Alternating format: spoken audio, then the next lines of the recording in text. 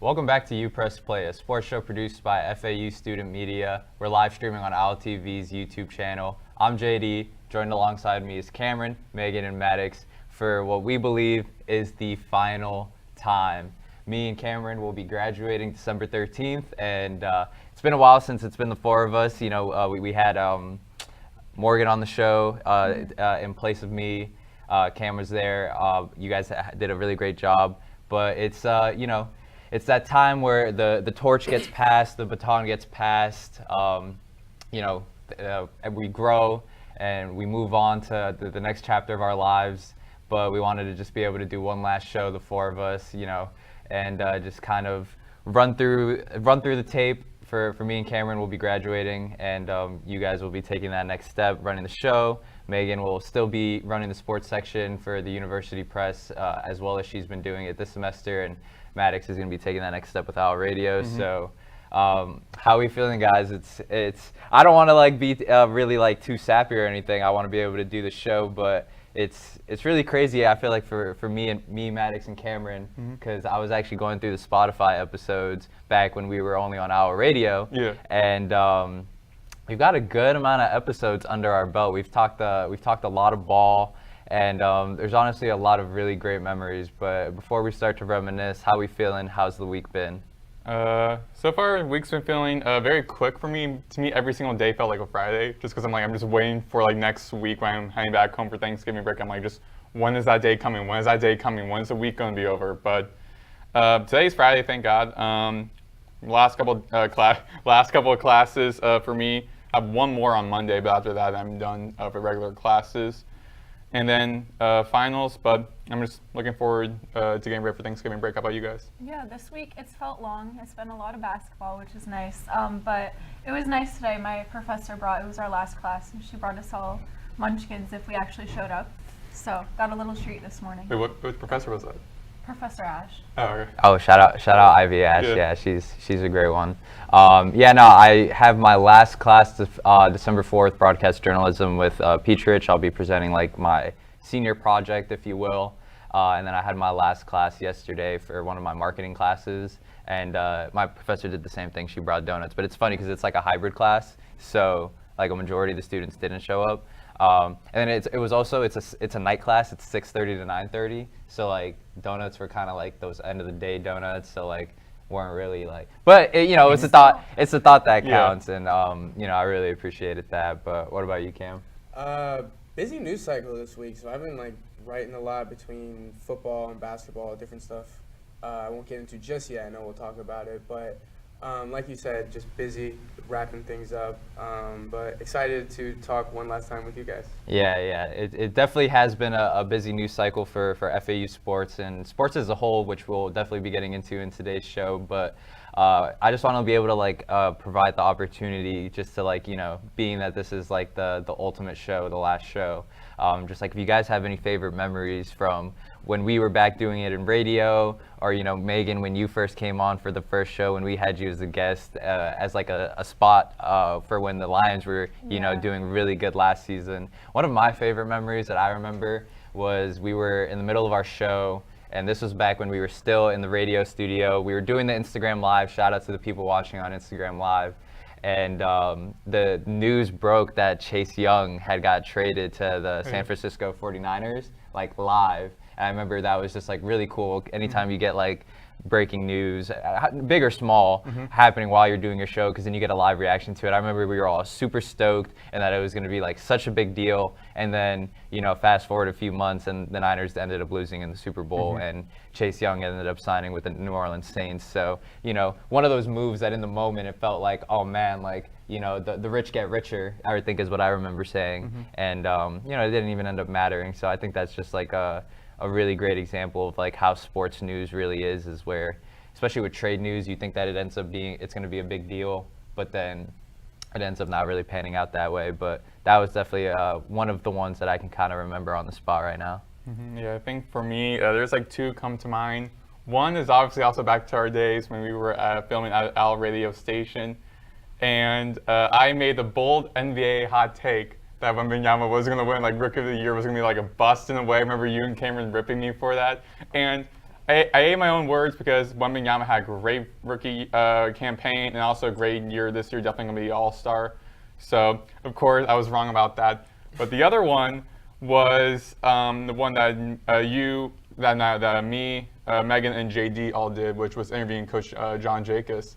That was a very interesting thing. Also, our first collaboration with OwlTV that kind of resulted in this studio, us working here. So. That's actually, it's actually kind of sad that I kind of forgot about that. I forgot that that was like a part of this technically. Yeah, it wasn't its own. We kind of, campaigned, marketed it as we went on the road. show. Yeah, we went on the road. We went on the road. Yeah. No, that was such a cool experience, and the fact that, because weren't you the one that landed that? Yeah. Yeah. So that was a Yeah. great land from you. Yeah. I don't know what my favorite. I mean, I had fun last year getting to go on it for the first time, and definitely in the radio setting, it was a lot more kind of chill. And with this whole setup, I absolutely love it, but I still feel like I'm getting used to the lights. Yeah. The lights were brighter than expected, Yeah, like Jared but Allen said. I feel like anytime two of us just get into a heated debate, it's always entertaining. Cameron and I. Yeah, mostly you two. We'll be having our sidebar like, yo, can you believe that they're like, still what's talking wrong right with now? it? But I don't know. Just like, it's always fun, I feel like. No, you've been a great addition to the show, and I think like you definitely bring up a good point where like we really enjoyed like the I guess like I'll say like the calmer setting of radio, because with the lights, the production. Shout out to Mitchell, our producer, and all the people that have helped volunteer, working the cameras. It's definitely felt like a lot more professional, being behind the desk and whatnot, which is cool to get those reps. But me having like a little bit of like the radio experience with my internships, I really did like that setting of not having to worry about how's my hair look, how am I dressed.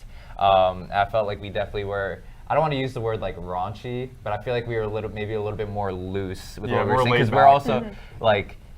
We were live, on radio, but we weren't live with the cameras, and we were still like figuring out how we wanted to market things, how we wanted to promote on social media, and then now with having the cameras, we've started making the clips, which I think has been really great for like the social media growth. But yeah, I mean, it's been really cool to see all our growth and stuff like that. But what about you, Cam? Someone actually took mine, but I'd say mine probably would be when me and JD did like an impromptu like live reaction.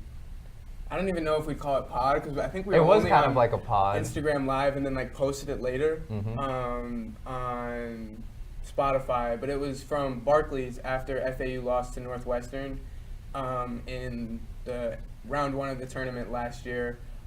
We kind of just like were standing in like the media area. And we probably looked really dumb because it was like we had a phone set up like behind a backpack, and we're just like standing at a chair. But I think that one got really good like traction. We got some good juice on that podcast, and it was just fun, acting like we're professional journalists at the NCAA tournament, and it's just like. But we are. True, we were on our stuff. It just that whole weekend, getting to cover FAU like with my dog. I'll always like look back on that fondly. Yeah, man, my memory is really bad, because that's a really good one too that that was really fun to do. And it's funny because it wasn't even in like the media like room. So Barclays is like a really nice stadium, and so where there's like I guess all NBA arenas have this, where there's like a practice court in the facilities, and that's where they like had media set up, and where they were doing like the post-game media for like the players and the coaches was like in that back court. And then right next to that was kind of like one of those, I don't know what you like, kind of like VIP, like the people that pay for like VIP, like that they get like the food the club section. The club section, thank you. Yeah, so we were literally just standing in the club section, and that was a really cool memory, because I remember I ran into John Fanta, who's like a big college basketball, like, I don't know, insider, commentator. Meeting him was kind of funny, and it was in that room, and yeah, I think I remember Cam, like, I don't really even remember if that was like planned like beforehand or if we were just kind of like, I had the lav mics that connect right into my phone, and I was like, I remember we were in contact with the audio producer at the time, Amelia, who we were like, hey, so like we're gonna use these mics and just trying to make sure that the quality was as crisp as possible so that we could upload it. So, I mean, I gotta say, I'm pretty proud of like the stuff that we've accomplished with this show. Yeah. Historically, it's always been that the sports editor takes charge of the show, and I think it's just great that student media has that allows that outlet for people to talk ball, because when we're reporting, it's very, we like to do things by the book, do things professionally. We'll write a column here or there, but we don't really dive too much into our opinion. But being able to have the show where we can get into those things, I think has been really cool for us. But without further ado, we're going to get into our final FAU homecoming topic. Well, final for me and Cam. You guys will probably, I hope, keep the tradition going. The housekeeping going. With FAU football, absolutely insane fiasco that went on. What was that, Wednesday? That was, I want to say Monday, maybe early. No, that was Wednesday, yeah. Yeah, Wednesday, absolutely insane start to the morning. I thought I was going to be able to sleep in. I was wrong, because Adam Schefter reported at, let's see what the timestamp is for this tweet, at 9:24 a.m. that Hall of Fame linebacker Ray Lewis has, quote, and I notice that I'm putting quotations here, has emerged as a candidate to become the next head coach at Florida Atlantic University, sources were telling Adam Schefter at ESPN. Obviously this is coming in wake of the news that Tom Herman had been released from his duties as head coach. And, when my immediate knee-jerk reaction to this news was, what? I mean, before we kind of get into the rest of the timeline about that, I mean, when you guys saw that tweet, how bought in were, because, I feel like when we see Adam Schefter tweet something out, when you're the top NFL or football insider for, the leader in sports media, you kind of take that, take his word for it. So what was kind of like your guys' reaction when you saw that tweet? Did you really believe it at the time? I think I don't know if I broke it to you guys, but I put I think the group chat with us being like, yo, what just happened? I wrote down I reposted that being like, what? Like, I thought it was like big news, and everyone else that I follow on Twitter related to covering FAU sports were like, no way, this is incredible. And some are like, has no coaching experience. I don't know how I feel about this, but originally, of course, it'd be like, this is pretty interesting. Like, now FAU's kind of getting to the public attention a little bit with this crazy hire. But then I was just shocked hearing almost soon after on the timetable here about less than 30 minutes after.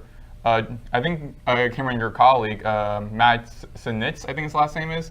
He was one who actually broke that. Turns out it wasn't true, and also made me think, wow, Schefter rarely gets anything wrong, but this is one of his rare times he got something wrong. Like, how would you get this wrong in a way?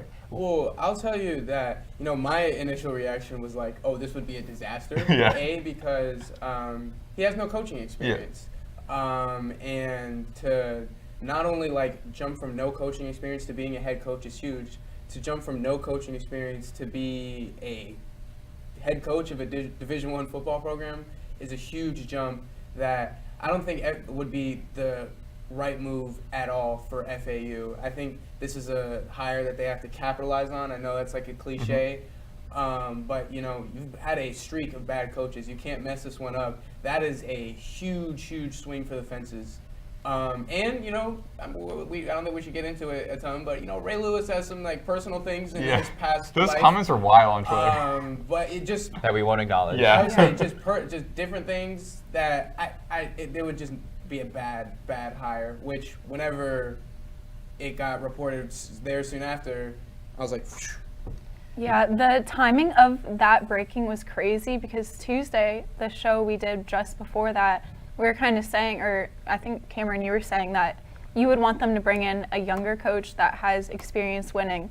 And then with him, no coaching experience. Polar opposite of that, yeah. Yeah, complete opposite. And that 30 minutes before, when everyone kind of thought this was actually happening, Twitter was going insane. And I had just woke up and I was kind of like, what is even going on in the world right now? Because that was not the news I was expecting at 9:30 in the morning. Yeah, and I think anytime that you see any sort of like top national reporters talking about our small little mid-major school, it's kind of like pretty insane. But yeah, we'll get into. I'll present the whole timeline for the viewers that aren't aware. At 9:24 a.m. is when Schefter broke headlines saying that Ray Lewis was one of the top candidates for the job, and then around 30 minutes later. Matt Zenitz for CBS Sports was saying that it was, quote, highly unlikely that FAU ends up hiring Ray Lewis, and then trickling in were different reporters confirming that it wasn't true. And the UP doing our due diligence, we reached out to some sources to confirm that this news wasn't true. And sources told me that it wasn't true and that it was just too early to say that there was actually any sort of candidates to be named right now. Which honestly, after that had got confirmed to me from the source that wanted to stay anonymous, it just made me lose, honestly, a lot of respect for Adam Schefter. And this isn't the first time that this has happened, you know, with national reporters, especially with reporters at ESPN, where, you know, they break news that is, you know, a great talking point for First Take and, you know, the Get Up, the morning shows. But it ends up, you know, resulting in, you know, a kind of scramble effect for the local reporters that, you know, obviously we're in the business of news and it's all for, you know, to grab eyes and attention. So it was fun, I guess, in that regards to, you know, have to, you know, get that experience with you know, having to scramble, talk to a bunch of different people and confirm whether it was true or not. But I just think, you know, for a top reporter like Adam Schefter to kind of, you know, leverage his trust with the public and, you know, people that, you know, see him as like the main guy for news to say something that immediately gets just shot down like that, it makes me want to question reports going forward from him, because, you know, the question now is, you know, based on, you know, people that have been in this industry for a long time, you know, the assumption is maybe, and, you know, I'm in no place to accuse as, you know, somebody who's, you know, just making a name for themselves, but people were saying that maybe Ray Lewis is interested in head coaching, but, you know, this is just for, you know, an ability for him to finally put his name out there. Like, you know what, I am interested. Maybe I was never even had a single conversation with FAU, but I want to start, you know, making my way. And maybe it was a favor that Adam Schefter, you know, did for a few people that he knows, which I'm not saying that that is the case, but just, you know, to have other reporters come out and say that the top, you know, national sports reporter is, you know, reporting on things that are just completely false, and you have people in the program telling us that it's false. It just, yeah, it makes me question, like, what are the motives behind reporting false news, because that's just not in the business that we're in. Yeah, I think going back to what we said a couple of shows ago, a month or so back, talking about when Adrian Wojnarowski, when he resigned, and Cameron, you were bringing up how, like, that's like a very stressful job being an insider, because that, like, really, you're on the clock almost 24/7. You have hundreds of sources, and that job's pretty stressful. So I'm wondering, like, maybe the stress either, because again, that job for Schefter is a pretty stressful job. So maybe the stress kind of got to him a little bit, or whoever that source was, maybe not too much of a trustworthy source. Again, he really didn't say exactly. Of course, they really don't say who the source is. They'll be like, just sources told me this. But I mean, I think it's just a lesson to, like, don't take their word like at like face value, because, like, it's a pretty, like, when you step back like a couple of days, that's like a pretty, like, bold candidate, even if like he was being honored, it was like the case. So it's just like a lesson to be like, maybe not question, you know what I mean, if that makes sense. I think though, like, all of this shows a little bit is just like there's a little upside to this in a way with how, like, much publicity, like, FAU got within those, like, about hour from it. Because I remember watching a thing on my ESPN app from ESPN Radio, and Chris Canty, he was like, oh, I believe this would be a good hire for them, because first time coaching, we're at a D1 level. Program has not had that great success, and really no pressure on you. You got to work there near South Beach. You went to Miami, so you know the area. And this gives FAU publicity, because when Deion went to Jackson State, no one really was talking about Jackson State until Deion got there. Then people were talking about Jackson State. Those would be good for publicity for you. But I think also, in the back of your head as FAU fans and journalists, you're thinking, I'd much rather have a qualified candidate coach this program, and, like, has probably not had a head coaching experience prior, but has had college football coaching experience, versus someone who doesn't, first time ever head coaching at all, but has like a big name where like bring publicity to you. Like this is like the JJ Redick when he went to the Lakers. Like his only head coaching job was like a campy coach like a couple of years ago, and then going to the Lakers. Big jump, but he was able to coach. He became a coach for a major program. Yeah, well, since Scheffler like broke the news, that's why everyone jumped on it. That's why I remember. I know you were frustrated, and I was kind of frustrated too, because everyone else was getting their stories up about this before us. Because I thought, okay, this is big, and this is actually going to happen. And shout out for Angelina for working on this so quickly too. But because if it was someone like no offense, but like Maddox, if you tweeted that out, I wouldn't like have jumped on that and started writing an article. What about Cameron? Well, you were just closest to me, so I went, whatever. Anyway, okay, if any of us tweeted that, I would not have jumped on that and started writing an article. So that's why it kind of just, it's like, it's hard to tell who even can trust like in this field, because he might have got an unreliable source, or like you said, what if there's like stuff going on behind the scenes, because people definitely take handouts and will do things. Yeah, I mean, that. There's two things I want to say in regards to what you're saying, Megan, and what Maddox is saying. You know, I think that what your point about, you know, good publicity for the school, you know, I think we've talked about it on the show before, that FAU has a great marketing team in regards to athletics.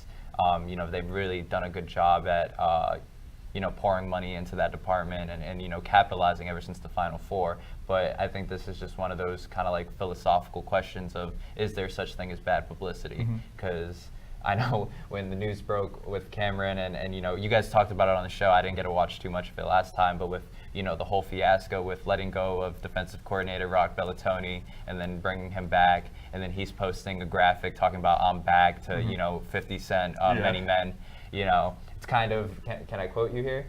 Go ahead, please. It's kind of a clown show. Whoa. Did I say that? It's kind of... A little bit. I mean, if you wanted to hop in, please. I mean, I just don't think it was like ever, I really don't think it was ever like a serious candidate, honestly. I agree with, about Schefter, I have no idea. But as far as FAU, again, I really don't think a coach with, again, no coaching experience at all really would like perk their ears at all, because even if they're gonna shy away from their like MO, their last two hiring cycles, which were getting a coach with plenty of experience, like on the like tail end of their career, there's no matter what, you know, way they would go about it, I just don't think this would fit it. And I think, you know, that's why it just did not take long for everyone else besides Schefter to pounce on this, being like, this is wrong. And even though like he didn't say, like the report didn't say like, oh, he was going to be like he was going to be the head coach, like a candidate of it. I think again just still like influenced like the publicity to it, but also didn't say like he was 100% going to be like the candidate. Because again, the other coaches here on this article I just give FAU like a little more than that they'd be like seriously considering, especially this early on. He was like going like a week or two ago. And there's still like 3 games. If it was a part of the cycle where they have like I don't know, maybe closer to like January, and they've probably been through a lot of like interview processes with a lot, and then they're considering maybe, and they like whiffed on all these other like potential candidates. Then they're considering. Yeah, but my thing, the article okay, we all want to. No, go ahead. For the article that I did, when Coach Herman actually was named the head coach, that was I think about like a month after Willie Taggart was fired, or about over a month afterwards. This is so again, it was like very. This is days after. Yeah. And the season's still going on. True. But Megan, go ahead and say your piece, and then I guess we'll close out this part. Yeah, I was just gonna say, like, since they've kind of failed on their last 2 coaching hires, like they should actually take the time to get it right, you know. And that's why, like, it's not. I don't think that we're gonna get any news within like 2 months. Probably till the season's over. Yeah. Maybe. Yeah. Because they just need to wrap up like. They've let go of like 3 people and then brought 1 back, and it's just they're going on with their own fiascos, so they need to kind of like settle down, and then they can look towards the future. Yeah, I mean, I do have written on the show sheet like who we would want to see as the next head coach, but like, you know, I've read some articles. We linked one of the articles that you can read if you want the whole timeline of this whole fiasco with Ray Lewis being pursued. You can read that at the universitypress.com, upressonline.com, University Press's website. I mean, it's just the question about if there's such thing as bad publicity, because I think if there were any sort of candidates that might want to put their name in the hat, maybe this just kind of makes it like a bad look as far as like a potential. I don't think so. Landing spot. I think you have a point a little bit, but I think a lot, and people have said this, that I think Florida Atlantic is a pretty attractive job when you're talking about like Group of 5 level. They may not have but why? I think the fact Go that Beach. not that. Well, the fact that they really don't have, or they didn't lose too much of a recruiting class. Their recruiting class, even with Herman leaving, and the couple commits they did lose, is still second in the AAC, unless I'm mistaken. Yeah, I did see that report. And location plays into it. The fact that you really think it doesn't, but I'm starting to get tired of that narrative with the whole like location. Like for sure, it is a hot spot. If you're a prospective head coach, would you rather take your first job in like southwestern Arkansas or in South Florida? I'm going for the best place that's going to put us in a position to succeed. And if we're going based off of track record from since we've been at this school, FAU does not have a good track record of success. For whatever reason that may be. Sure, we can put it on the head coach. We can put it on the fact that they're really not doing as good as a job that maybe they can in regards to recruiting locally. Because South Florida has plenty of high school talent in football. Which could also be another reason why it's an attractive that's job. probably kind of that, maybe not the fact that like no one succeeded, but because that's not really true. The fact that you could be like the first really good coach, if you're looking at this as like kind of a stepping stone job, this is perfect for that because no one else has succeeded really here. Also, as a young except program. Lane Kiffin, Also, who's now a Power 5 head coach. Also, as a young program too, it's like entering their 22nd, 23rd year now. So a very young program as well. It's just interesting to me, like, I'm not going to stand here on a pedestal and say that I'm like the biggest, knowledgeable guy when it comes to college football. But to that point, like, I've just never seen a program that is so young, right, and, had to work towards, making a name for themselves in college football. And then, have an era like the Lane Kiffin era where you're winning conference championships and you're selling out a huge stadium that we have literally on campus. The regression has just been staggering. And, you would think that after Lane Kiffin, that's, supposed to be the thing that catapults you into being a prominent Group of 5, program. And I think just the thing that's really frustrating for me, who's been a student way before I was even a journalism major, who was a fan of college athletics for FAU, is that there's just like the regression and there's a lack of consistency. If FAU was that last year with Willie Taggart, it was actually, and this is honestly god awful to say, but it's the truth, that was the most entertaining football season that I've had since I've been here at FAU, because the last game of the season we were still up for bowl eligibility, and that game went into double overtime or triple overtime, and that was one of the most entertaining college football games I've been to since I've been a student. I called that game too, and that was a very entertaining game. Right, and exactly is my point. Since then, there has been nothing besides at least home games. Like, there's just been nothing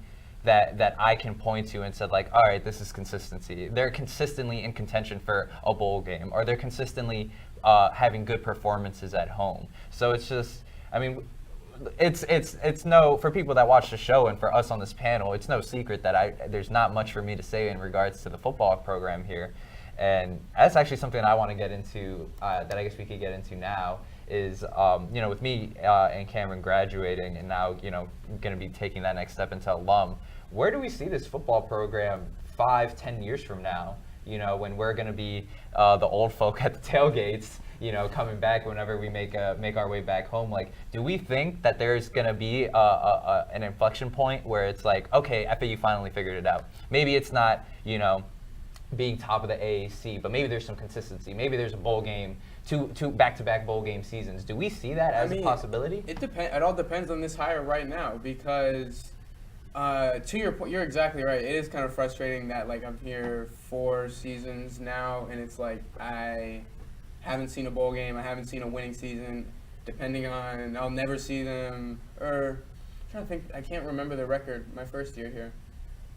I can't remember. I'll look it up, but it wasn't a bowl game, I'll tell you that. I know 2020 was the last bowl game, I know that. I don't think they ever won more than 6 games in a season while I'm here, which is, I don't think is a high bar to clear at all. But that all it takes is one. All it takes is one right hire to get it on the right track, and even if they do depart for bigger and better things, it just takes them to get it on the right track. Yeah. And this could be, the higher they get it right. I mean, and as far as what we were talking about before as like attractiveness to potential coaches who might be able to, like the list of openings isn't great. Like I've got it in front of me now. It's like Fresno State, East Carolina, FAU, Ball State, Southern Miss, Utah State, and there's a couple more, Central Michigan, Rice. There's not much history in there. There's not much like great locations in there. There's no better recruiting area than South Florida than I just named. So you have a point. The probably the lack of the lack of success might be a little bit questionable to potential hires, because really the only one who's got it right in like their past 4 really has been Kiffin. But I really do think there is plenty here already for the next hire to get it right and be what you're saying, a consistent program by the time we come back in 5 years. Yeah, I think also just as you were mentioning, Cameron, like FAU is becoming like one of those programs for both men's basketball and for football, where once you have a great athlete or great coach, sooner or later, bigger name programs with more money are going to come after them, and then they're going to leave. So FAU is becoming one of those programs. So the biggest thing is trying to find a head coach who can be committed, can carry guys to win, and can stay here for about 5 or so years and kind of build up the team, build up the program. Of course, it's going to be very difficult, but trying to keep coaches here long term and seeing how well they develop. That was like, I understand why FAU like signed Herman to like a 5-year deal, but also I think like that was too risky because, I mean, he already is now gone and you owe him about like $4 million. So you're like overcompensating for something that may or may not happen. So. Well, I'm glad that you brought up the basketball team, because I was going to say, I feel like once they went to the Final Four, now it kind of seems like FAU's like their head turned a little bit and they're like, oh, maybe like let's take sports slightly more seriously.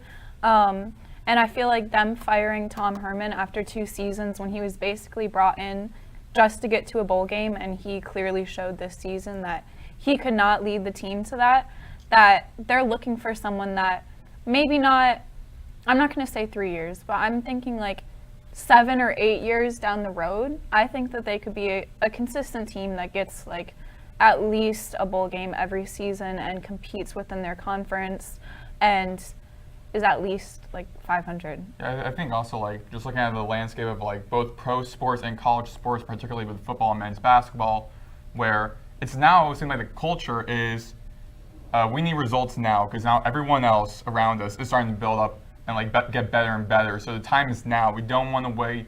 I'm pretty sure like a couple years ago, I haven't really watched that much like college sports when I was younger, but I'm pretty sure about 10 years ago, it's like we can hire a guy for about 6 or 7 seasons, maybe not guess like to make a couple bowl games, we keep him here for like 6 or 7 seasons. Now it's like everyone else now getting to that next step around us. We need results now. We can't wait 3 years for you to get us to the championship. We need you to get us in like 1-2 years to go to the championship. I mean, with Kurt Signetti, he took James Madison from the FCS to FBS. They were successful. He went to Indiana. Now Indiana's in the front running for being in the college football playoffs. So already results like that are happening immediately. Well, they're clearly a couple of steps behind everyone else, and now that they've advanced from Conference USA to the American Athletic Conference, this is the time to take things more seriously, because that's a better level of skill play. And we've seen these teams like USF, Memphis, they can compete. And Cincinnati was in the CFP like a couple of years ago and won those only 4 spots. Yeah, exactly. Yeah, I mean, it just hasn't been a smooth transition to the AAC for the Owls, and I mean, if FAU does make it to a bowl game, when I'm an alumni, I mean, you'll bet that I'm going to try my hardest to be there. But moving on from football, because man, that was actually pretty good if you ask me. A game on Saturday, Charlotte. I think you guys kind of already spoke on that a little bit last show. I saw a stat that interim head coaches for FAU are undefeated. Yeah, Ken Levicka put that out. Ken Levicka, the voice of FAU, put that out. They're 5-0. So I think that would just be absolutely hilarious, and I think that would just be like, well, the season's not over, but that would be the cherry on top for this whole season with, firing a DC firing the DC and then firing a head coach and then rehiring the DC and then having a rumor that Ray Lewis is going to be your head coach and then beating, I don't know, Charlotte's like maybe average at best. And all They that's don't have a within, head coach either. Really? Yeah. Charlotte does not. Yeah. Yeah, but also all that was within like 2 weeks basically of all you just said, JD, with the program. That was within like 2 weeks. Right, and the cherry on top would be walking out of Saturday against Charlotte with a win, Yeah. which that would be absolutely insane, but I have no predictions for that. I have nothing to say on that. Moving from football, going on to basketball, with the men's basketball team currently in the Charleston Classic. Yesterday they got a big win against Oklahoma State, Big 12 team. And then not even maybe like less than an hour ago, they lost to Drake University in the semifinals. That was an 11:30 a.m. tip-off, which is for the fans is the fans are eating, but I mean I definitely feel bad for the athletes having to play basketball that early. Thoughts on that first game before we get into the Drake loss? Oklahoma State, very, very resilient win. They looked really, really bad at in stretches of that game. Really, really struggled on defense for large parts of that game. On the perimeter, so many open looks, and Oklahoma State cashed in on a lot of them, but they left a lot of points on the floor, especially a lot of open looks, and it kind of came to save FAU later in the game because they did tighten up a little bit towards the end, and they started getting a little bit better rhythm on offense in the second half. But they showed a lot of resilience in that win. I think that's what that showed. I think now that they lost this morning, the hype kind of lost on that a little bit, but I don't want to dog too much because again, I don't know if you guys want to get some thoughts off about Oklahoma State, but the defense improved a little bit today. But again, you were seeing the same things. Really wide open looks on defense. They're getting out rebounded pretty healthily, it seems like, in most of these games. And yes, it's early, but when the same things are showing up and when you're constantly looking confused on defense, you need answers for that. Yeah, I was able to catch a little bit of that game yesterday. And I think it's always encouraging when a mid-major school can keep up with the Power 4 school, even if it is one of the lower ones in the Big 12 conference. It's still arguably in one of the they best. were undefeated. Oklahoma State was going into that game. Yeah, definitely a good point. And the Big 12 is arguably the best basketball conference right now. With Kansas and stuff like that. So it's, Jacobs has talked about it in regards to scheduling. He's aware of, the analytics and how quad wins really play an effect into getting an at-large bid. So I've mentioned this to some friends. I don't know if I've mentioned it to any of you guys, but college basketball is just such a really funny sport where win or loss, you end up kind of rooting for your opponents the rest of the season, because if you beat an opponent, you want them to continue to do good so that it looks like a really great win on your resume come March. And then on the flip side, if you lose to a team, you really hope that it wasn't as big as an upset as it may have been, in November or December, because you really want that loss to actually look like, okay, well, they lost to a quality team there. So, definitely from what I saw, the defense has been a huge struggle for this team. It just looks like, I've talked to Cameron about this. I'm really trying to figure out what the defensive philosophy is for this team, because when you see, the choices that they're making on the court in regards to either rotations or when deciding to trap, when to go into zone, I'm not seeing something that's really consistent for this team right now. And, it was a concern once we had the roster finalized. The main thing that jumped out to me is that there really weren't too many wings on this team. Caleb Glenn, I expected to be a starter coming into the season simply because he was going to be that main wing defender for this team. Ken Evans Jr., he's got the ability to play that wing, but he is more of a guard. But the guard defense and the perimeter defense as a whole has been a glaring problem for this team. Jacobs has said that he wants to run the 2-point guard system, but if both your point guards are under 6'3", 6'4", and are maybe don't have that size on them, there's going to be a liability, and we saw that in that UCF game when. Yeah. I don't think it comes down to like personnel though, because when I watch them on defense, it's not like guys that I'm not looking at FAU and seeing guys that are getting like overpowered or something like that. I'm looking at guys that look confused. I'm looking at guys that are constantly trying to, double team, and after that have to overcompensate for something else, and it eventually leads to something open. Because I think I don't want to say I kind of see it because it even today it works at times what they're trying to do, but they're constantly trying to overcompensate for something else. And even if they were, I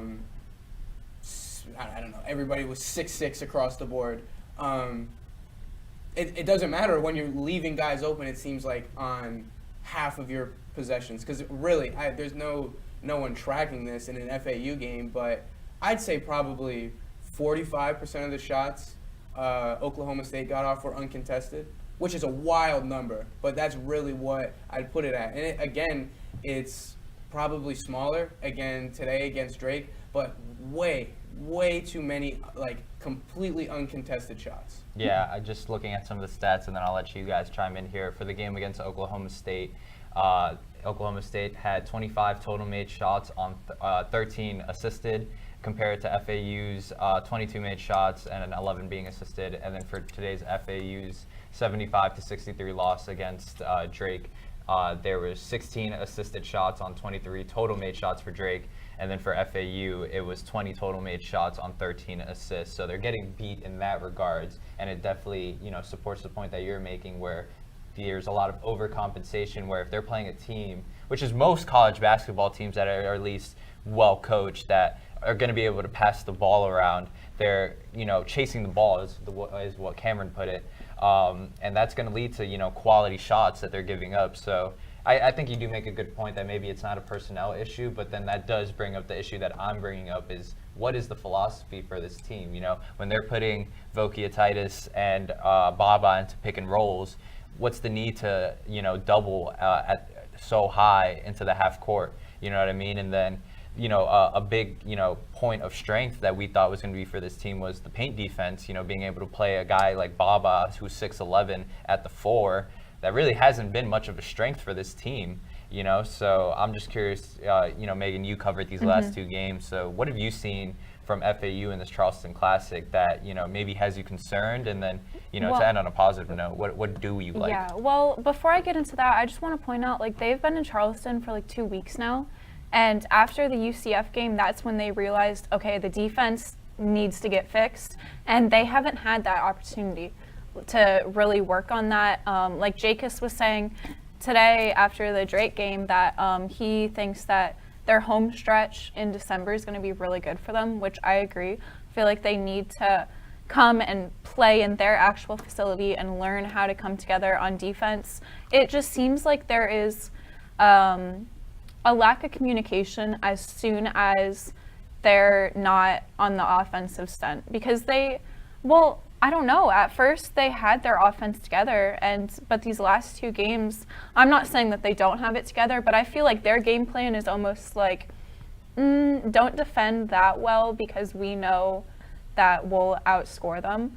But now in their win against Charleston, they scored 86, and today the game was, I believe it was 70, not even 70. It was 65, okay. I just covered this. I should know that, but it was 63, right? So I don't know what has happened in these last two games from the offensive standpoint. They're just kind of throwing up shots almost, and they need to. Well, I'll chime in. For at least today for Drake, the 3-point shooting was miserable. Yeah. I don't have the stats in front of me. For Drake? for FAU. FAU was 5 of 16, so Well, that actually got a lot better from at one point, because at one point they were sitting at like 2 for 11, unless I'm mistaken. And while not being able to shoot the three, which they've kind of leaned on a little bit in the past couple of games, I think, not being able to make it yourself while letting Drake just go completely crazy from beyond the arc, easy recipe to lose. Yeah, in that first half, FAU was 1 for 7 from 3, and I think when I was watching the broadcast, because I was on my way here driving, so then I did switch to the radio broadcast, but the TV broadcast brought up a point that Drake was definitely placing an emphasis on getting FAU off of that three-point line, because Jacobs hasn't been shy about it. He says that he wants his team to shoot a lot of threes, and he's been vocal on wanting to score 100 points a game.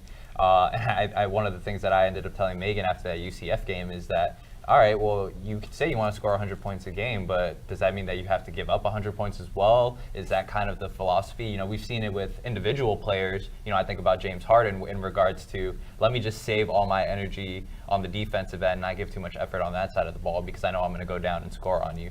And, I'm not here to claim that that's the philosophy, but based on what we're seeing on the court, that may be maybe something subconscious going on in regards to, well, let's, really place emphasis on running good sets, getting quick, easy shots up. I think through the first 2 games, I saw a stat that FAU was like 2nd in the nation in pace in regards to getting a shot up in the shortest amount of time in the shot clock. I think the average time was around like 12, 13 seconds that they were getting a shot up in a 30-second shot clock, which is honestly absolutely insane. But then with that sort of philosophy of playing quick on offense, that's a lot of running back and forth. That's a lot of energy that you're exerting, running up and down the court. So, I think this is just like a really interesting point for FAU basketball, where we were just coming off of 60 years of a Dusty May era, where we really got used to seeing that style of ball. Although we kind of felt like it may be similar in regards to, May's philosophy of, running good offense, putting up a lot of threes, playing fast, throwing the ball down the court, turning down a good shot for a great shot. We have seen that with this team, but it's clearly, it's starting to set itself apart in regards to the brands of basketball that are being played right now. Mm-hmm. Yeah, and for me, I'm not obviously not an athlete, haven't done much basketball camps, seen a lot of basketball over my years. I'm not really too knowledgeable, kind of general, but just from what I've been seeing, past couple of games, not putting up 100 points in back-to-back games, that's good. But also, seeing how guys are getting wide open, and especially on that game-winning shot against that College of Charleston did, I was pointing out on Twitter how I was kind of surprised that 6'2" or 3, Kiki Tandy was the one trying to guard that shot versus a 5'11", 6'11", 7-foot guy who's on the court as well. See, that's why I think, though, I really, truly don't think their defensive problems come down to personnel, because today, Kiki Tandy on the perimeter looked like one of their best defenders. One of the most, he was being more physical with guys on the perimeter against Drake today than anybody. So I really think it just comes down to simplifying whatever they're doing on that end, whatever that may be. If it's less switching, if it's less of the double teams, because really, truly, you watch a lot of basketball, I don't see a team that double teams more than FAU does at any level. It ends up being in points where it's what's the need? Right, that's my point exactly. I wish there was a way to go back to the games, because I would totally do film breakdowns for FAU basketball, because I do love basketball and I really do get obsessed with the nuances of it.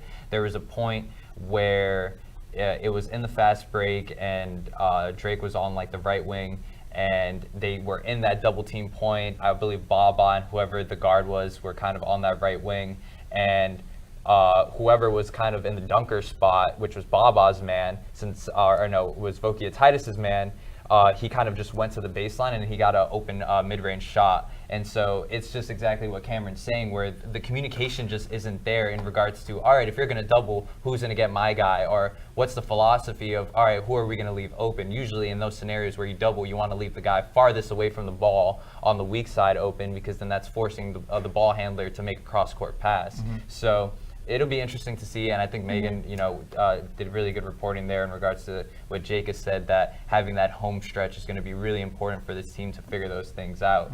Actually, one last thought, actually, before we go on to like our next subject. I think another thing that I've also noticed is how FAU has not done a lot good on defensive rebounds as well, and they also have not really been that physical on defense. When I was watching the Oklahoma State game, because I didn't get a chance to watch the Drake game, but watching the Oklahoma State game, I was watching the Oklahoma State game, I was tweeting how FAU should take notes on how Oklahoma State is playing defense, because every time FAU has the ball, Oklahoma State is putting pressure on FAU. So you guys take notes on how they're doing as well. FAU have not been that great, like with the pressure, the physicality on defense versus the other teams they're playing. And going back to what you were saying, JD, about how Coach Jacobs is open and saying like we want to take a lot of threes. That also bring up to teams like, okay, this team is very good offensively, not defensively, so let's take advantage of that. And so FAU, sure, they have been in Charleston for about 12 days now and haven't been back home. They're going to be back home by the end of this month, and that'll be good for them, but also really haven't had much time to know their identity defensively yet, because they're playing the tournament, they're playing like back-to-back games, so they have enough time to think about what we're going to do defensively. But they soon have to figure that out, because sooner or later, like by the end of this year, starting next year on the 2nd, still during winter break, they're playing their home opener against Memphis. And then they're going to start AAC conference play. So you got to start thinking of what you're going to do now, doing against conference play.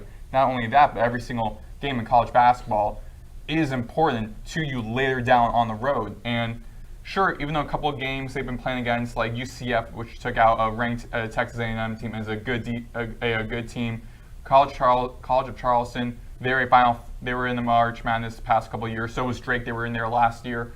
These March Madness playoff teams, sure, you've lost to some of them, but you also lost by a very short margin, except for with Drake and Oklahoma State getting that win on top of a Big 10, Big 12 school. That's important, but you got to start thinking about what we're going to do defensively and offensively, how we're going to click as a unit, because these games coming up against the biggest one upcoming is Michigan State. Trying to prepare for that one game, how you're going to do defensively and offensively, how you're going to mesh as a team, because that game is going to be the most important. So if they win that, I feel like that will definitely project them to possibly gain a good spot in March Madness. If they don't. I do want to say, I know that we're kind of criticizing their defense, but I feel like inside the paint, at least from Vocatitis, like every game he's having like 2 or 3 solid blocks. So I feel like from that aspect, they have it together there more just because they have the size advantage.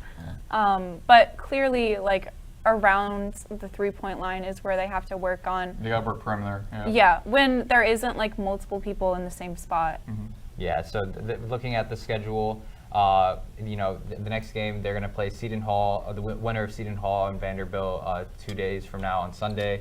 Talking with our advisor Wes, I'm hoping that Seton Hall actually loses that game, because I believe Seton Hall will have a better resume come March, and then if FAU can win that game, I think that'll be a really good resume builder for them. And then for the rest of non-conference play, they've got FGCU at home, That'll be a tough opponent, yeah. which is going to be a tough opponent, and then they're playing at FIU, which has kind of been an opponent that FAU's regularly scheduled, being that in-town rival. But the fact that they're going to be playing over there, which I think they haven't done in, I want to say, 2-3 seasons now. That's going to be a big test for this team. Also, considering that this being a whole new team, they don't really know, how much that rivalry really matters, but maybe FIU does. Mm-hmm. So that'll be a big test for them. And then they have Jacksonville and Texas State for a 2 home game stretch. Jacksonville actually just beat Virginia Tech.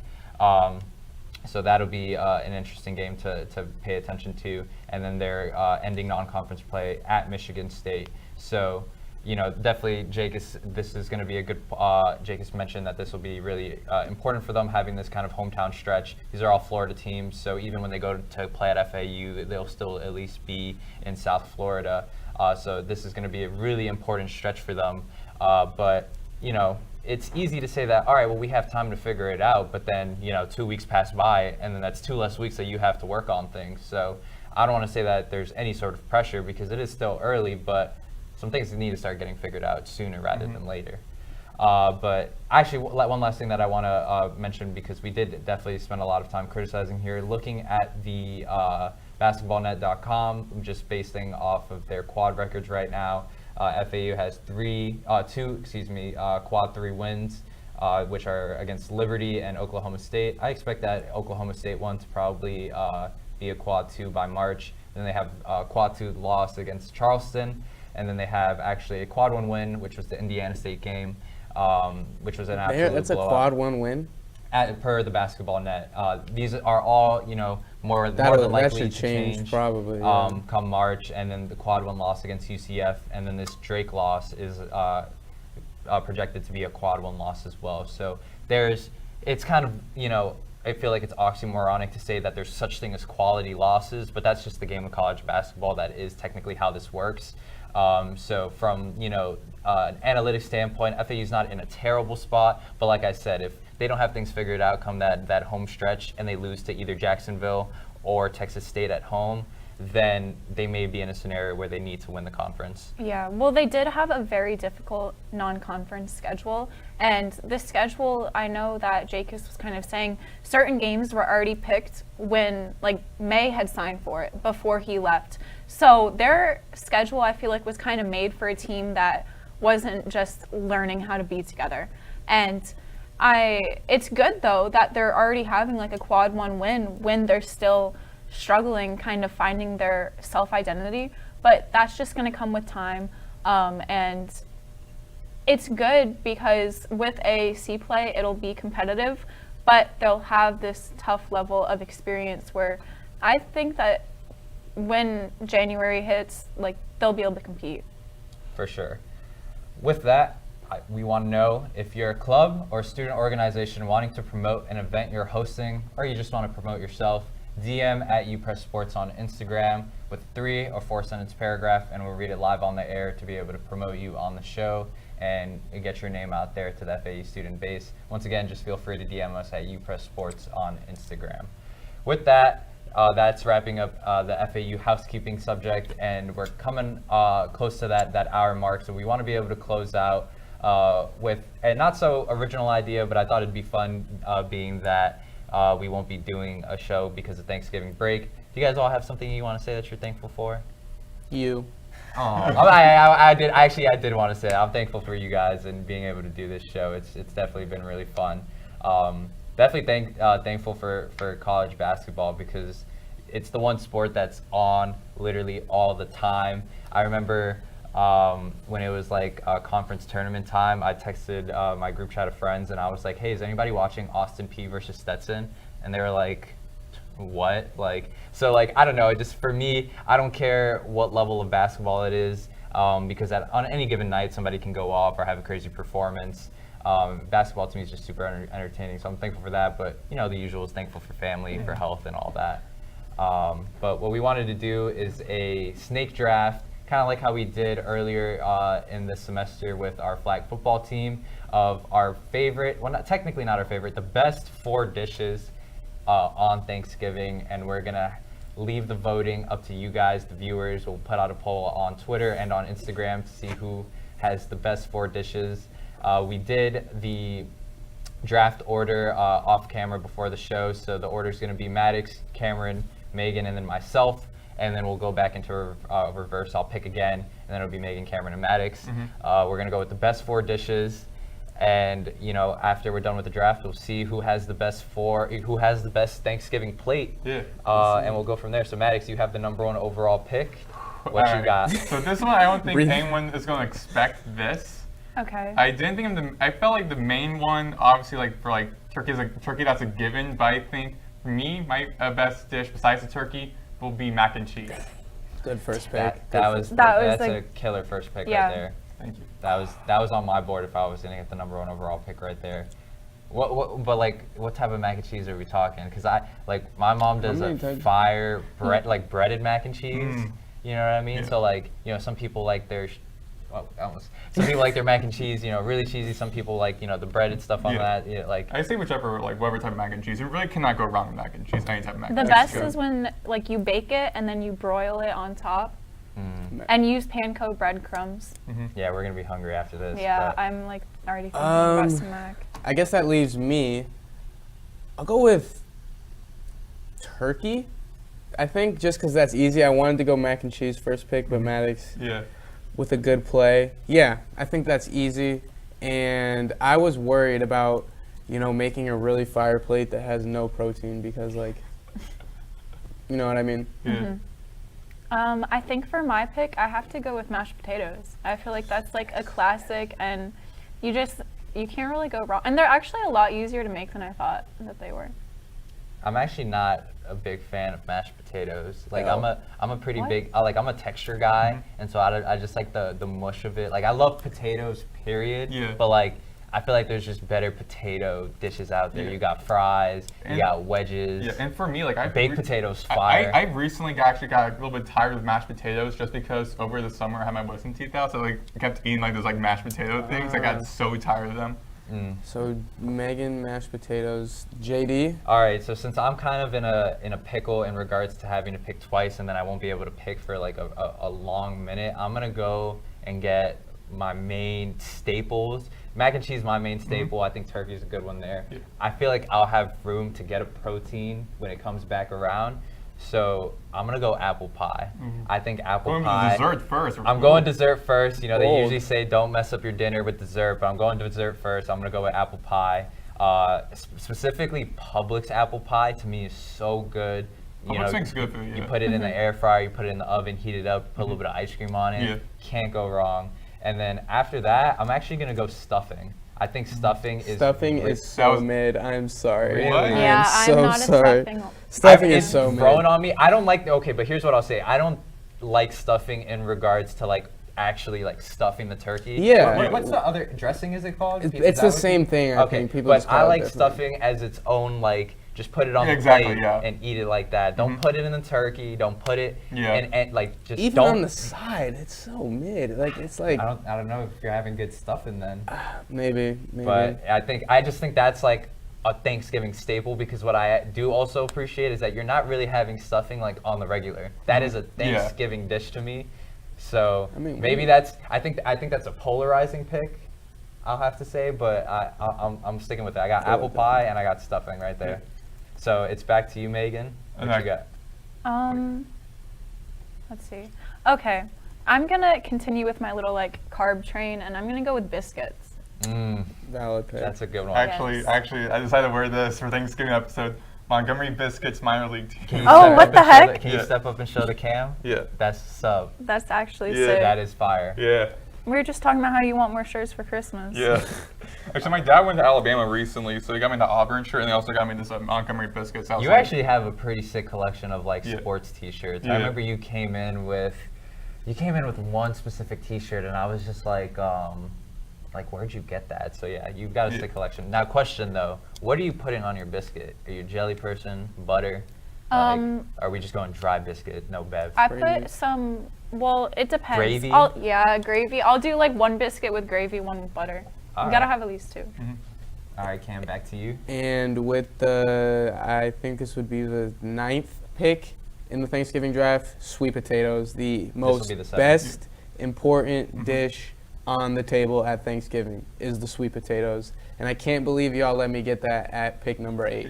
My family doesn't Easy. even have sweet potatoes. That's a travesty. All I feel right, like I'm so, so sorry. I feel like I'm running out of potatoes here. all right, Oh. so for me, for mine, I'm also surprised, guys. I'm surprised it's still on the table. Personally, I don't know how many people are a fan of this, but I think honey glazed ham is also pretty good. I'm also getting protein. Yeah. I'm surprised someone didn't Ham's pick up. that up Exactly, yeah. earlier so they could have like a protein. Ham like, is mid. Megan's gonna Ham be is- starving. Well, honey I- glazed. You're gonna be starving over here with no protein, man. Well- Just carving up. Just carving up. Same I don't thing know. with JD. Maddox is kind of cooking with mac and cheese and ham. That's Yeah. a That's not a strong terrible duo. plate. Mac yeah. and cheese.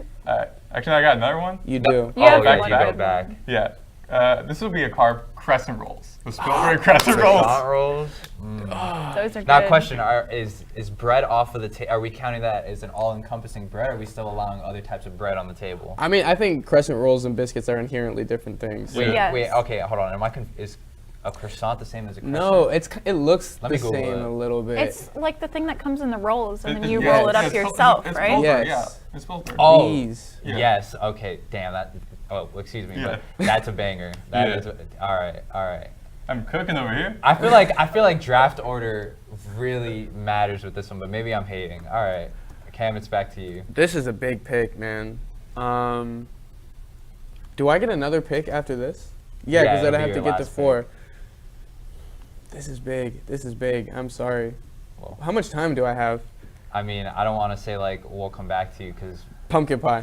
Pumpkin pie. pumpkin pie. That's safe. That's safe. Get a good dessert now. Yeah. Get a good dessert now. All right. I have a draft strategy. All right. On you, Megan.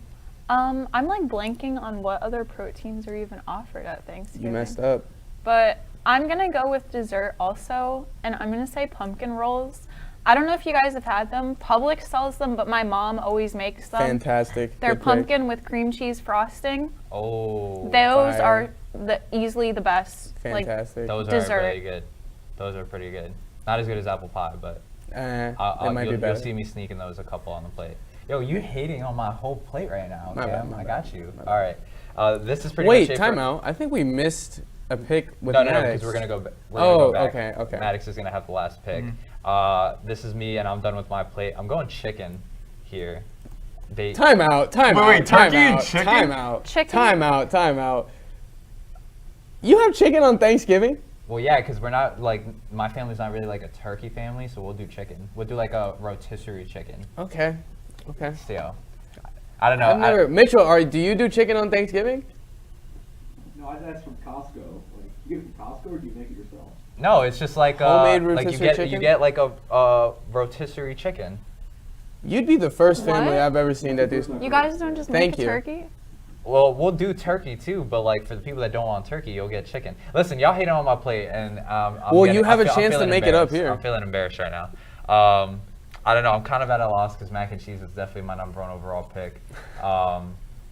And I mean, I guess, man, let's see what Google gives me. Honestly, I think I'll just have to go with like just bread, like a bread roll. Just- Valid. What type of bread roll? like Like just a- like a. I don't know, like what the pilgrims used to eat, like a little piece of bread. You know what Okay. I mean? Okay. Actually, no, I'll go with like a toasted bread that you like, you Like a dinner toast bread. roll. Yeah, like a dinner roll. Okay. You spread Okay. butter That makes on. sense. I'll go with, yeah, a little toasted bread roll. That's my plate right there. I would eat my plate. Yeah. Listen, I don't know. I can't believe that chicken was that like obscure of a pick there. It really Yeah, is. 'cause I'm I- sorry. because No, what no, other because I- proteins do you That's have what turkey and you I have was ham and thinking that's it? I chicken, honestly- but I'm like, what? No, because I honestly thought like I thought also like I think with the camera as well. I also thought like you like at your household like eat turkey and also like chicken. I'm like, why are you getting two like the same thing? Basically, turkey and chicken are kind of like the same things. But I getting two the exact same. I Yeah. thought like that. I didn't know you like just do chicken in your Well, house. people I thought it was like people turkey. do turkey and ham. You don't question why people do turkey. Because and it's ham. different. Chicken. I think turkey turkey and chicken are- washes ham, though. I think ham is like a degradation of the sport. Kind of. Ham is like a ham get it to off me is- my plate. Yeah, Yeah, I ham's like a little ham. overrated in my opinion. They're but- just hating because I have the best plate right now. They're just hating. I mean, I'm not. actually, I'm I really don't- not even. You have a decent. You plate. have mac and cheese. Mac and that's cheese is banging, but I don't know. I feel like ham, the chemistry with ham and mac and cheese isn't the greatest right there. Chicken at Thanksgiving's crazy. It's not that crazy, bro, but whatever. I'm sorry. We don't have to talk about Megan? it off camera. So I might get hate for this because we were just ripping on you for chicken, but I'm gonna say Cornish game hens. What the? What? Like it's little, they're this big. Say it I again did so can not Google expect it. that to come out of her mouth. I I'm did not even expect sure those what words. that is, I did not expect those honestly. words. Cornish hens. I don't have it for Thanksgiving. We have it for New Year's Oh. Eve day. It's like the little personal like chickens. Wait, for Oh, you guys are over here hating on chickens. Wait, did you say you're Okay. having that one for New Year's Eve day? Yeah, So- but I hit Google and I was like, what meats are there for Thanksgiving besides turkey? And that People popped up. People are going crazy off camera with our picks, but all right. And I mean, I gotta respect it. You always need. I can appreciate that we're all looking for protein on our plate Yeah. at the least. You have like a balanced plate, yeah. What's the opposite of a shout out? Like I don't know. No shout out to vegetarians. Like I don't know what I don't know what you're doing on Thanksgiving. Respectfully. This that leaves me, correct? Yeah. last Okay. pick. I think I need a like a green. I feel like, but I also kind of want Oh, low key. Damn. Whatever. like. I'm gonna go with cranberry. I'm sorry. Like sauce. Oh, the sauce? Well, I knew that was gonna like Let's put it raise in- ears. Let's put it in parentheses. Are you talking I- slices? Most people do that, but my mother, she makes like a cranberry that has like cream cheese on top, and it's fantastic. It's like behind sweet potatoes, but one of my favorite things ever. But like the raw, this is a stupid question, like the raw fruit? No. Well, Like a lot of sauce. people do like cranberry sauce, yes, but it's essentially like cranberry sauce, yes, but it has cream cheese on top, and it's fantastic. All right, so cranberry. All right, I respect it. We'll put it in parentheses. We'll put sauce. Is that fair? Sure. All right. Maddox, it's on you. All right, so this is difficult for me because I want to do like a dessert as well. However, also I feel like crescent rolls low key kind of. Yeah, I think so. It is. Yeah. So those are It's like not it's the a sweet bread. It's a It could- sweet it bread. could- It tastes like kind of like a softer biscuit to me. Yeah. Yeah. It's like a part of the Yeah. dinner. It's like a biscuit reshaped. Yeah, but also I really can't think of any other good like. And the fact that Thanksgiving- I can appreciate that we don't have any greens on it. No, Yeah, I I was gonna say for my final one, I was originally gonna do a dessert, but actually I'm just gonna do green beans. I would say that's what That's- I was Yeah. tossing between That's cranberry. solid. I feel like that's a fan favorite there. Yeah. I thought about doing corn. Oh, Missed. No, Oh, well, see, squash. I think there's a lot of bangers that we left off. Yeah. Because we're We're doing like 4. We're doing 4. Yeah, we're though. holding ourselves to like a Mount Rushmore Yeah. top 4. But yeah, everybody read off their plates. Come on, I got finally, and then for the final, and then we'll put up a poll on socials, and we'll see what the people say. All right, so for me, I will be eating. I got mac and cheese, honey glazed ham, crescent rolls, and green beans. I have turkey, sweet potatoes, cranberry, and pumpkin pie. It's like classic, perfect. Okay, you don't got to talk up your list. We're just saying Yeah. your list. Okay, Never mind. I have mashed potatoes, biscuits, pumpkin rolls, and Cornish hens. I got apple pie, banger. My fault, I'm not even listening to my own roll. I got apple pie, stuffing, chicken, and like a toasted bread roll. I think that's like a solid play right there. But I think if there's any other plate that I'm eating here, it'll probably be Maddox. It'll probably be this is just like the plate. fla- Just because Just, I was saying, just like the flag football team, Yeah, I was he gonna say, wants to I was side just with like that, Maddox. Just like the flag football It's team, the mac whatever. and cheese, man. Yeah. And the ham Yeah. wouldn't be too bad. I was contemplating with stuffing as well, because I'm also a huge fan of stuffing as well. But also I was thinking like, What is- I gotta do No, mac and I cheese. feel like serious about if I stuffing? had Again, someone not like else's, stuffing in the turkey, but like have like those like frozen ones where we like put on like a pan and like cook it, or whatever. Those are good. No, thank you. I was gonna say I'd eat Cameron. Thank you, Megan. Thank you, Because Megan. you have the turkey, Yeah. and you have cranberry sauce is good, and pumpkin pie. It's like you have to have pumpkin pie. Thank you. Is it criminal that none of us picked gravy? I thought about I'm it, not a but huge gravy I person because I wanted don't. You know what it is? I biscuits feel like it's instead. like you wanted a. I wanted to get biscuits instead. I Right, no, wanted that to was get a good gravy. pick, but I think like it's tough for the scenario that we have right now because gravy is kind of something that you put on your protein. Yeah. It's not Or, really like, a you side. put- Yeah. If Yeah. we could get like 4 dishes and then a sauce, that'd be picked.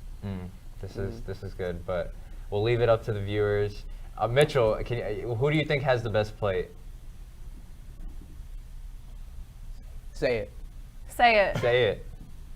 Oh, we can't hear. We Oh, can't Oh, hear he you. said Maddox. said- He he said turns Maddox? he turns He my said pop Maddox. specifically because then when you guys all be like, oh what? I mean, That's you have tough. mac and cheese, so like, And also Alex, ham. who's helping us with the camera, who do you think has the best plate? Maddox? Is it because of the mac and cheese? Okay. And see, number 1 overall pick, Number man. one, first ever. I feel like this is like the first ever number 1 overall pick in any draft with a steal. I feel like it's the most number 1 overall draft Yeah, ever with I- a steal. But you know what? I can't hate it because Yeah. I think if you had the number 1 overall pick, were you gonna pick mac and cheese? yeah. Yeah. So I think Yeah. I'm glad that as a country we can come together and say that mac and cheese is the best Thanksgiving dish. But I think that's all we have for today's show. That was really fun to Yeah. do. And I just want to say as like closing remarks, it's so fun to do like silly little topics like this and to, just be able to talk ball, whether it's national sports, FAU sports, college sports as a whole, or even if it's just like pop culture topics. It's been an absolute blast. I'm gonna miss this. Wait, so I know Cameron he's gonna be covering FAU stuff with 24/7, I believe. Are you gonna be covering any like FAU stuff? Are you like gonna be like covering any local stuff? Or like I think I've really, in regards to like my plans post grad, I've just been applying all along the East Coast. I have family in North Carolina. The dream would be to go back to New York City. That's where I'm from. But yeah, whether it's sports reporting, news reporting, even politics reporting would definitely interest me. I guess there's like the last, because I'm gonna be like the last person at this table basically to graduate. So I'm gonna keep like the fort down for FAU sports coverage. I'm gonna be your Yes. source, y'all. I'm gonna be your source, yeah. Maybe you'll see him do better in football. Yeah. Yeah. Hopefully we get to see you guys cover a bowl game.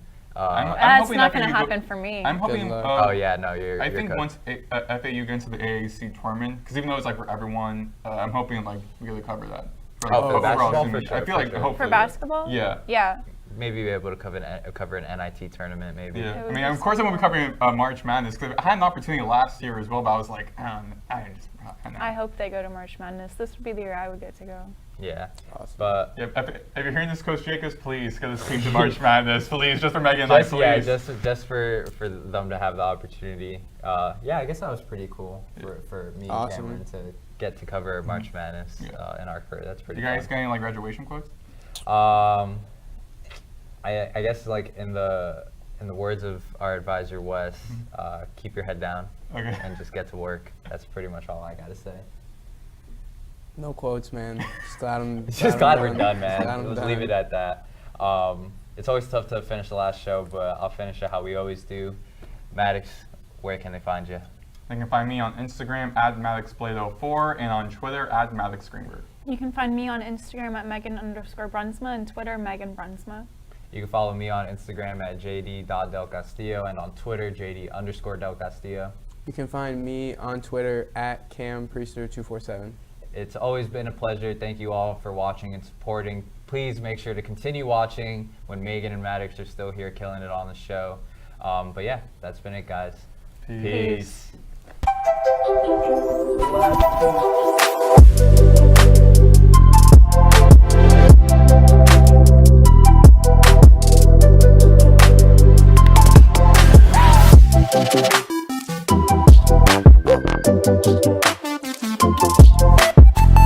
Peace.